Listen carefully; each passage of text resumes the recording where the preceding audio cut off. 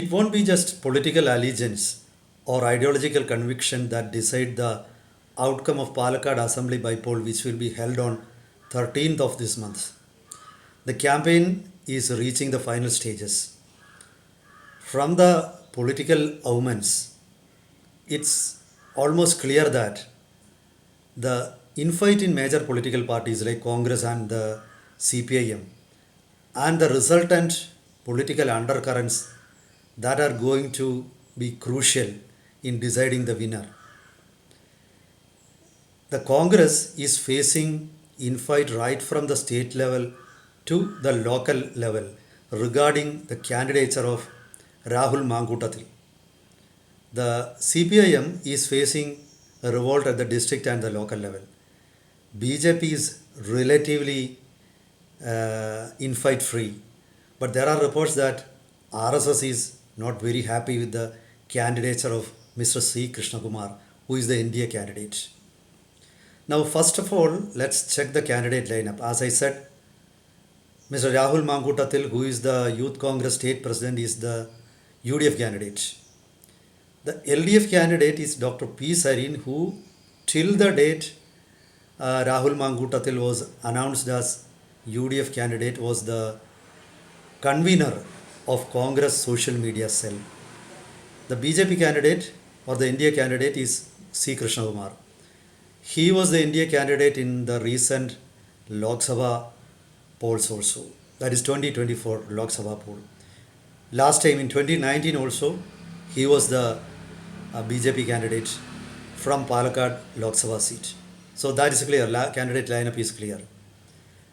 Apart from political undercurrents, religious factors may also play a role in Palakkad. Here, there is some sort of religious polarization in the municipal area because of a murder that happened last year. An RSS leader, Srinivasan, was brutally murdered by Popular Front extremists last year. So that memory is still alive in the minds of sections of people there. Then personal influence of certain political leaders will also play a major role. Mr. Shafi Parmbil, the former MLA, who is now the MP from Vadagara, has a major influence among voters of Palakkad. You will be surprised to know that he wields good influence among Brahmin community, sections of Brahmin community in Palakkad. There are reports that last time the BJP candidate Mr. E. Sridharan couldn't have an upset win in Palakkad because Shafi Parmbil was able to gain majority of votes from certain quarters in municipal area, and that helped him sail through. So this is a general political picture. I failed to mention one more aspect. That is, Palakkad is one of the few constituencies in Kerala with a significant presence of migrant communities. For example, Tamil Brahmins, as I said, they have got around say 6,000, 7,000 votes there. Then there is another community, trading community, Muthan community. So they also have got good presence in Palakkad. This is the general picture of the constituency. Let's go into the details. Welcome to Insights. This is Hari Kumar. Let me start with the political infights in Congress and the CPIM. Let me start with the Congress. The latest evidence of the infight in Congress came from a letter that was leaked recently. That was a letter prepared by office bearers of the Palakkad District Congress Committee and was sent to party leadership, High Command, that is central leadership. In that, they recommended the name of Mr. K. Muralidharan, former MP, as the prospective candidate from Palakkad. But the High Command didn't approve that. So that was a release, somehow or other leaked to the media. And KPCC President, Mr. K. Sudhakaran, then speaking subsequent to that leakage, he said Mr. Rahul Mangutathil, who is the candidate, is a nominee of former MLA Shafi Parmbil. So that created a surprise, because that way he was also taking sides. Then leader of opposition V.D. Sadishan said KPCC president should have named him as the Congress candidate and not the nominee, or he should have named or called Mr. Rahul Mangutatil as the candidate nominee of AICC, not the nominee of Shafi Parmbil. So now it's clear the party is polarized vertically. The former I group, that is the group owing allegiance to K. Karunakaran, is not completely satisfied with the candidature of Rahul Mangutatil. But the A group, that is the former group led by Ummanchandi and A.K. Antony, has wholeheartedly supported the candidature of Rahul Mangutatil. So that is the situation in the Congress. And you need to remember that, let's walk back. When the candidature of Mr.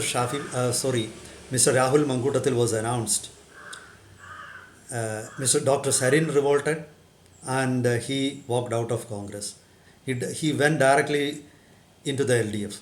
Then another leader resigned after the name of Rahul Mangutatil was announced. That was Shanib.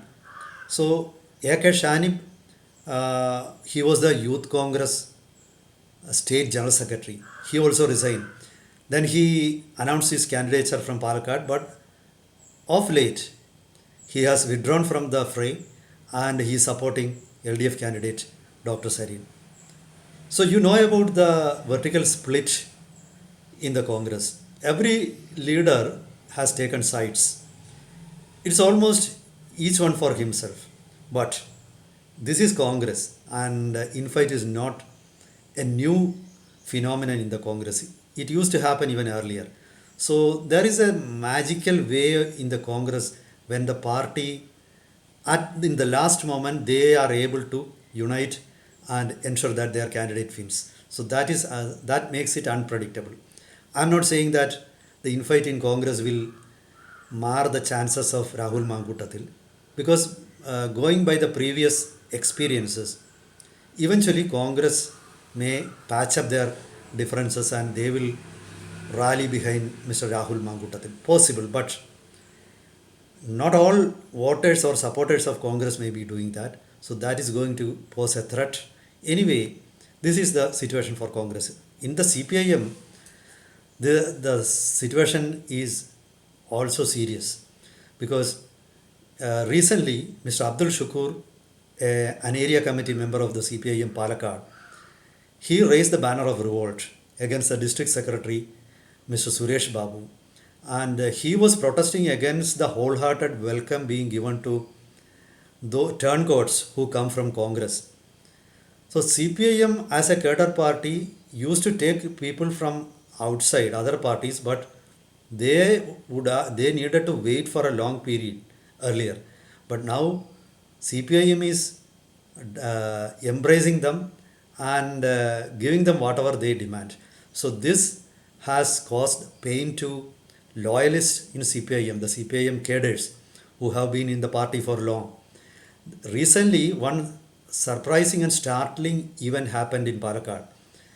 At Kodinyampara Panchayat, there was a convention of cpi-m rebels. I mean, I am not saying rebels, they are still in cpi-m. There was a convention in which around 300 people participated.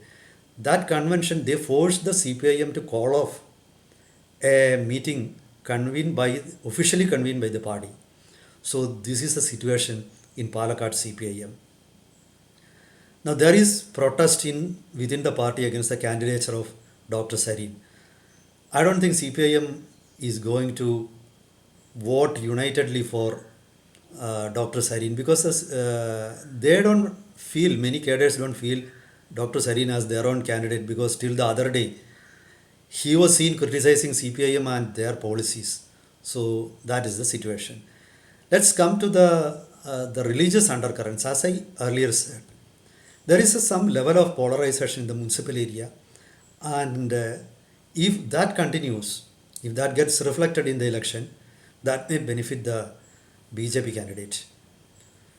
Then regarding the infight in BJP, earlier there was some sort of unhappiness among RSS cadres in Palakkad municipality against BJP candidate Krishna Kumar. His wife is also a BJP leader, and there is a certain level of unhappiness in the RSS against his wife also. So, if those factors would get reflected in the elections, the chances of Mr. Krishna Kumar for creating an upset will be very less. But if the Sangh Parivar puts up a united front, he can create surprises, or he can win also. But for the time being, I think Mr. Rahul Mankotatil has a slight edge, but that can be upset any moment, because there could be people in Congress Palakkad who are afraid that if Mr. Rahul Mankotatil wins Palakkad seat, he will get entrenched in Palakkad, and that will destroy the chances of local leaders. So it remains to be seen how all those factors are going to work out.